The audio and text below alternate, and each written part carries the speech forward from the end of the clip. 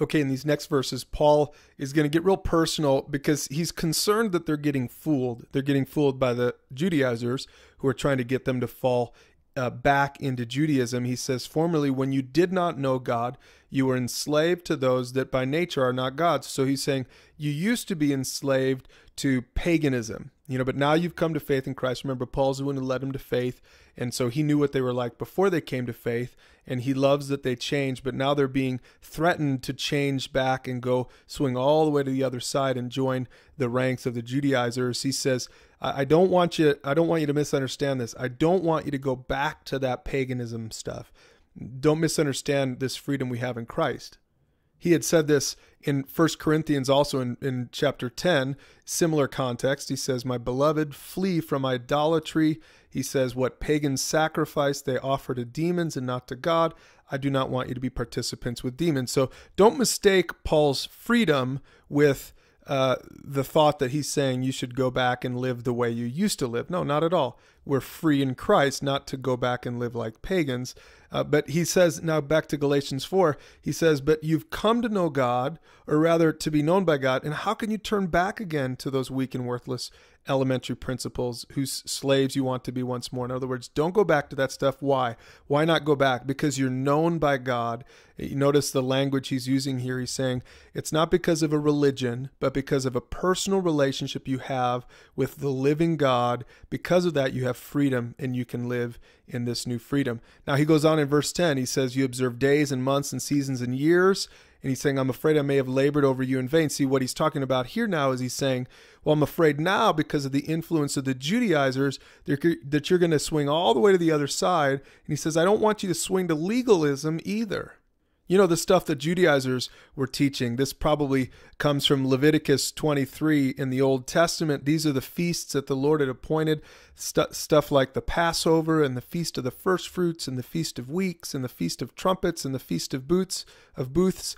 These were all feasts that the Jews celebrated, and the Judaizers probably came in and opened up their Bibles and said, hey, Galatians, look at these feasts. God said you're supposed to celebrate these feasts because you're supposed to be Jewish, because God's people are Jewish. And Paul's coming in there saying, no, wait, that's not the point. That's not the point at all.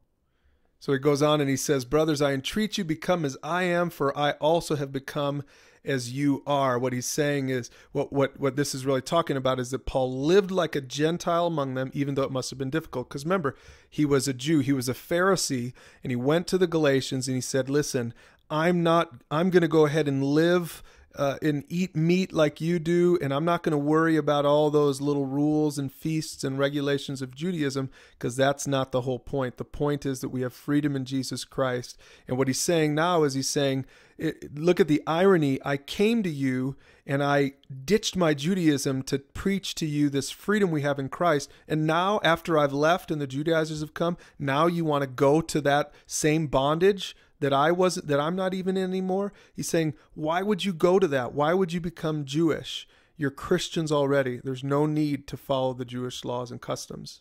He says this, the Judaizers make much of you, but for no good purpose. They want to shut you out that you may make much of them. And so what he's basically saying is that they're flattering you with works righteousness. It's true that sometimes the idea that we can earn our position before God is flattering until you realize in the end it's empty and worthless.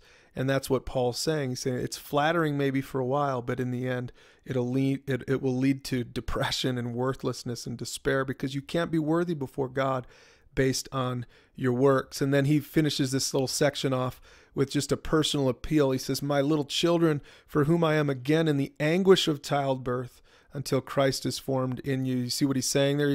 He's saying, you're like my kids. And it was already one thing to teach Christ to you. But now he says, I feel like I'm in the anguish of childbirth again. Like, haven't we already been through this? Haven't you already been born again? Why do I have to feel like I have to explain all this once again? He says, I wish I could be present with you now and change my tone, for I'm perplexed about you. Maybe you can relate to that. Maybe you've got friends or loved ones, or maybe even your own kids that you've tried to explain the gospel to, and maybe they're going in a bad direction. They're making wrong choices, and maybe you can relate to what Paul's saying right here. Why don't you go ahead and hit pause right now and talk about that for a minute before we go on to the next video.